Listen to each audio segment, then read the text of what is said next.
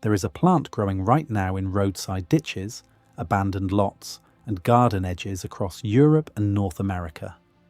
Its roots reach down 10 feet, 3 meters, into the earth, pulling up potassium, nitrogen, and calcium that surrounding plants cannot access.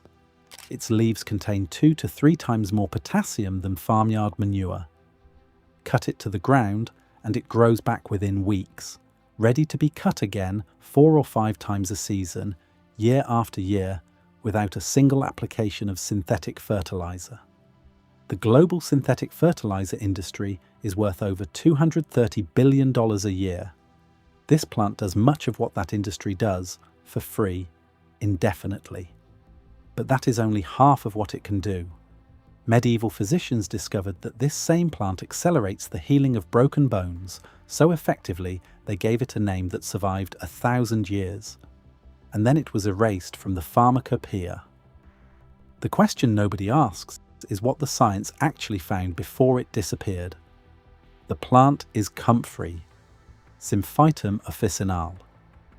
And the story of what happened to it tells you more about modern medicine and modern agriculture than either industry would like you to know. Let's start with what modern medicine offers you when a bone breaks. You go to the emergency room, you get an X-ray. A doctor sets the bone, wraps it in a cast or a brace, and sends you home. The standard healing time for a simple fracture is 6 to 8 weeks.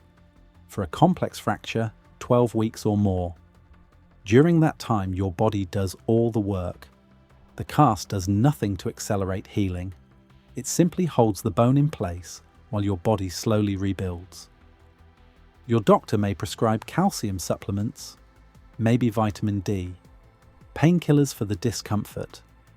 That is the standard of care in the 21st century. Wait. Manage the pain. Hope it heals straight. Now let's look at the numbers behind that waiting game. The bone graft and substitutes market, the industry that exists because bones sometimes fail to heal properly on their own, was valued at over $3 billion in 2024 and is projected to reach nearly $5 billion by 2030. The orthopedic pharmaceutical market is worth tens of billions more. That is the scale of the industry built around the simple fact that modern medicine has no widely used tool to make bones heal faster. It manages fractures. It does not accelerate them. And that is only one half of the problem Comfrey solves. The other half is under your feet right now. The United States Department of Agriculture has documented widespread nutrient depletion across American farmland driven by decades of intensive cultivation. Farmers respond the only way the system allows, by purchasing more synthetic fertilizer. The chemical fertilizer market is projected to surpass $230 billion globally by 2025. And here is the cycle that should concern you. Synthetic nitrogen fertilizers feed the plant but starve the soil. They bypass the biological systems that build long-term fertility. The soil becomes dependent. The farmer becomes dependent. The fertilizer company profits from the dependency it created. A single plant, growing wild across the northern hemisphere, addresses both of these problems. It accelerates tissue repair at the cellular level, and it mines nutrients from deep underground and deposits them on the surface for free. Medieval farmers and physicians knew this. They used it for centuries, and the chain of evidence they left behind is so long and so specific that when modern scientists finally tested it in a laboratory, they found something that should have rewritten the textbooks. But that evidence starts 2,000 years ago. The Greek physician Dioscorides was the first to document it in writing. Working in the 1st century, around 40 to 90 CE, Dioscorides described comfrey in De Materia Medica, the most influential pharmacological text in the Western world for over 1,500 years. He noted that its root, when applied as a poultice, had the power to join together fresh wounds and mend broken bones. He was specific. This was not a general tonic. It was a targeted treatment for fractures and tissue damage. The Romans named the genus Symphytum from the Greek word sympho, meaning to grow together or to unite. The name itself was a medical instruction.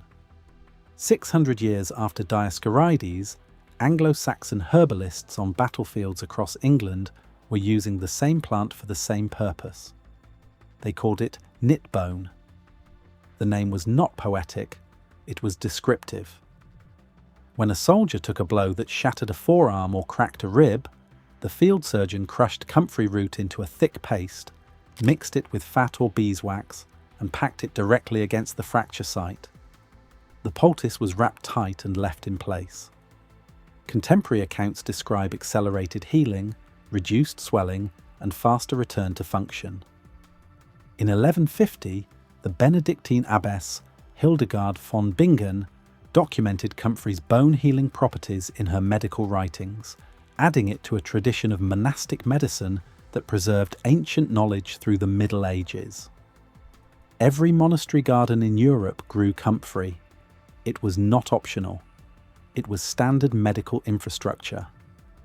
5 centuries later, the English herbalist Nicholas Culpeper wrote that comfrey was so powerful to consolidate and knit together that it should be in every garden.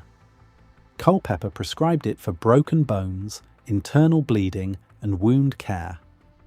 From the 1st century through the 17th century, the medical consensus across European civilization was unanimous. Comfrey healed broken bones faster than anything else available. That is 1,600 years of continuous clinical documentation by the most respected physicians of each era.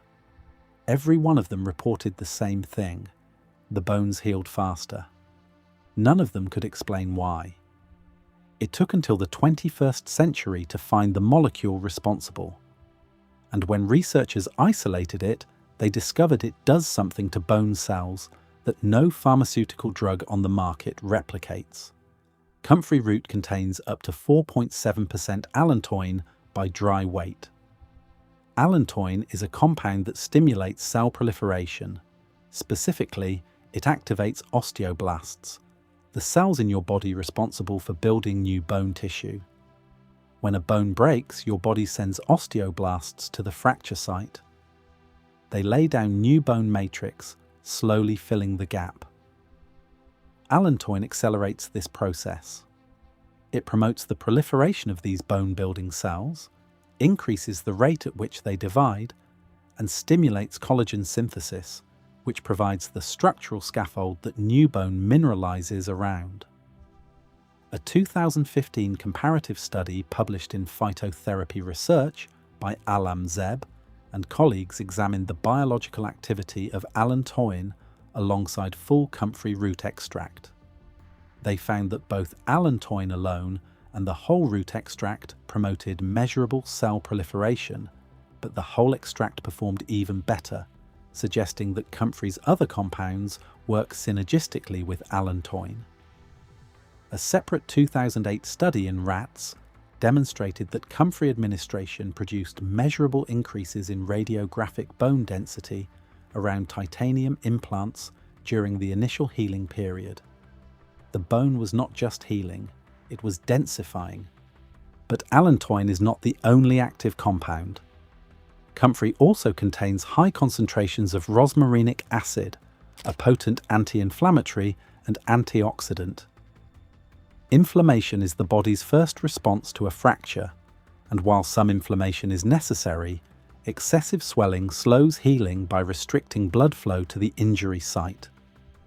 Rosmarinic acid reduces that inflammation without shutting it down entirely. The combination is what makes comfrey remarkable. Allantoin accelerates bone cell production. Rosmarinic acid clears the path for those cells to do their work. Medieval physicians could not name these compounds, but they could observe their effects, and they documented them consistently for over a millennium and a half. The question is whether modern clinical trials, the kind that get drugs approved, would back them up. They did. And what they found surprised even the researchers. In 2005, researchers led by Priedel conducted a randomized, observer-blind, multi-center study comparing a comfrey root extract ointment to diclofenac gel, one of the most widely prescribed anti-inflammatory drugs in the world for the treatment of acute ankle sprains. The comfrey preparation was found to be not inferior to diclofenac. In several measured variables, including pain reduction and swelling, comfrey showed evidence of superiority. In 2007, Gruber and colleagues published a randomized, double-blind, placebo-controlled trial in the journal Phytomedicine, examining comfrey root extract cream for osteoarthritis of the knee. The results confirmed statistically significant pain reduction, improved mobility, and increased quality of life compared to placebo. A comprehensive clinical review published in Phytotherapy Research in 2012 analysed the full body of comfrey clinical data and concluded that topical comfrey preparations are effective for treating pain, inflammation, and swelling in muscles and joints. A weed outperformed one of the most prescribed drugs in the world. And healing is not even the most disruptive thing this plant does. What it does to soil is what made entire industries want it gone. Comfrey has a taproot that can reach down 10 feet, 3 meters, into the subsoil.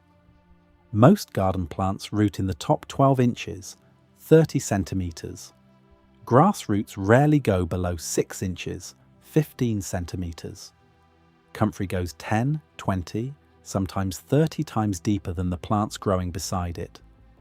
At that depth, it accesses mineral deposits that shallow-rooted plants and grasses cannot reach.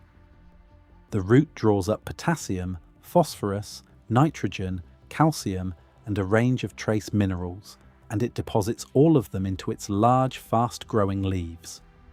The nutrient profile of dried comfrey leaves has been measured at an NPK ratio of roughly 1.8 to 0.5 to 5.3. That potassium content is extraordinary. It means comfrey leaves contain 2 to 3 times more potassium than composted farmyard manure. For fruiting plants, tomatoes, peppers, squash, fruit trees, potassium is the critical nutrient that drives flower and fruit production. Comfrey delivers it for free. In the 1950s, a British horticulturist named Lawrence Hills became obsessed with comfrey's potential.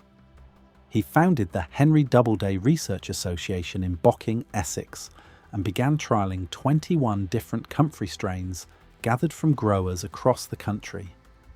He numbered each strain after the village.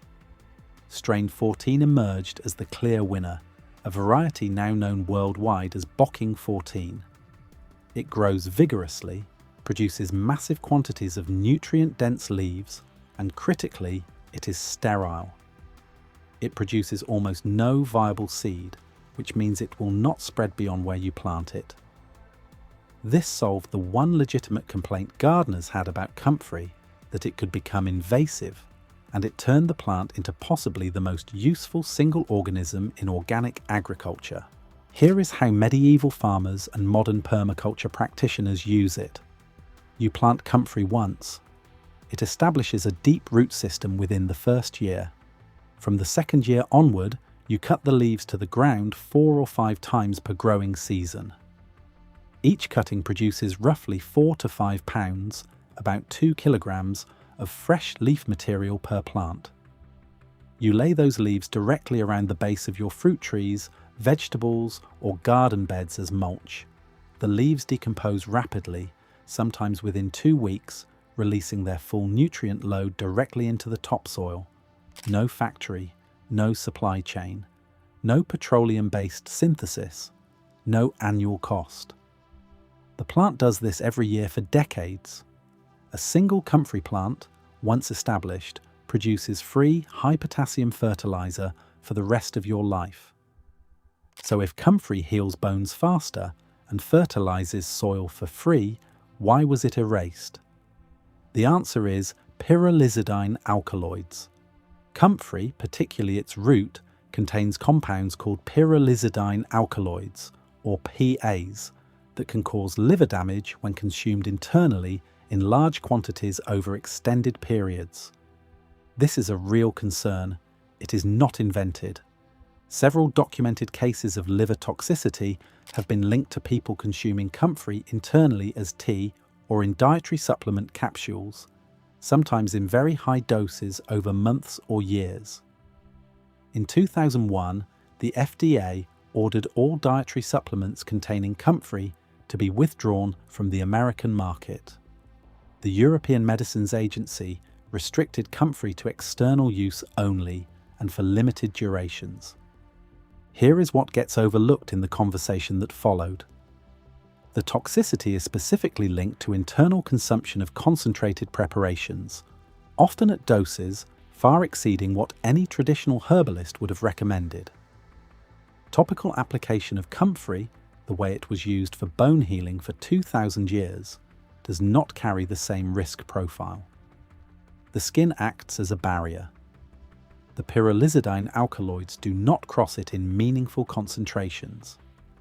The clinical trials that confirmed comfrey's effectiveness, the Predel study, the Grube study, the 2012 review, all used topical preparations and reported no serious adverse effects.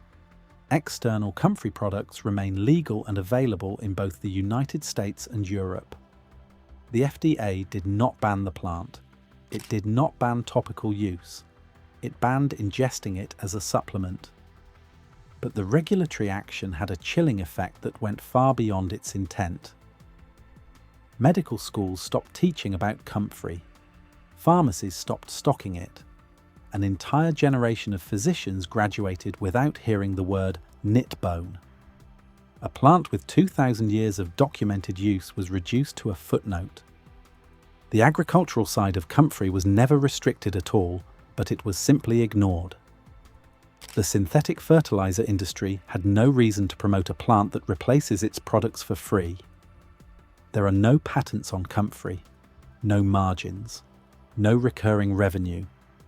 A plant you buy once for a few dollars, and that feeds your garden forever, is not a product the chemical agriculture industry wants you to know about. Here is the part they cannot stop you from doing. You do not need a prescription to use comfrey externally. You do not need permission to grow it. And the method is so simple that a medieval farmer with no tools could do it. So can you. For bone and joint support, grow or purchase comfrey root. Dried comfrey root is available from herbal suppliers across the country. To make a poultice, take dried or fresh comfrey root, grate or crush it, and mix it with just enough warm water to form a thick paste. Apply the paste directly to the skin over the affected area. Cover with a cloth bandage. Leave it in place for several hours or overnight. Reapply daily. For a simpler option, comfrey root ointments and creams are commercially available. Look for products listing Symphytum officinale root extract as the primary ingredient. Apply to the skin over bruises, sprains, or fracture sites. Do not apply to broken skin. Do not ingest comfrey root internally. The external application is where 2,000 years of evidence lives. For garden fertilizer, start with bocking 14 comfrey root cuttings. Plant them 3 feet, about 1 meter, apart in any reasonable soil. They tolerate partial shade and poor drainage. In the first year, let the plants establish. Do not harvest heavily. From the second year, cut the leaves to the ground when they reach about 2 feet, 60 centimeters, tall. Lay the cut leaves directly around the base of fruit trees, tomatoes, berry bushes, or any plant that benefits from potassium. For a liquid fertilizer, stuff cut comfrey leaves into a bucket, weigh them down, add water, and let them decompose for 3 to 6 weeks. The resulting liquid, diluted 10:1 with water, is a potassium-rich feed that rivals any commercial product. Your first harvest will be modest. By year 3, each plant will produce enough leaf material to fertilize a significant section of your garden.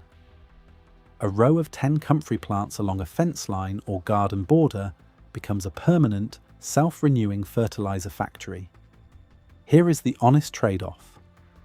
Comfrey is not a magic bullet. The pyrrolizidine alkaloid concern for internal use is legitimate, and you should respect it. Do not drink comfrey tea. Do not take comfrey capsules. The external use evidence is strong, the internal use risk is real, and the distinction matters. For garden use, comfrey is not a complete replacement for all soil amendments in every situation. It is exceptionally high in potassium, but lower in nitrogen and phosphorus. Pair it with nitrogen-fixing plants like clover, and you have a more complete system. Medieval farmers understood this. They did not rely on a single solution. They used comfrey as part of an integrated approach. The medieval healer with a comfrey poultice and the medieval farmer with comfrey mulch around the fruit trees were not primitive. They were working with a plant that modern science has now validated at the molecular level. Allantoin stimulates bone cell growth. Rosmarinic acid reduces inflammation. The deep taproot mines minerals that no annual crop can reach. Everything they claimed has held up under clinical investigation. We did not find something better. We found something more profitable, and we let 1,600 years of continuous medical documentation disappear because a plant that costs nothing to grow and nothing to use threatened industries worth hundreds of billions of dollars. If this kind of forgotten knowledge is why you watch this channel, hit that subscribe button. It tells the algorithm to share this with others who are ready to hear it. Drop a comment and tell us, have you ever used comfrey in your garden or for healing? What was your experience? And if you want to keep digging into what medieval people knew that we have forgotten, subscribe and stay with us. There is a lot more buried knowledge to uncover.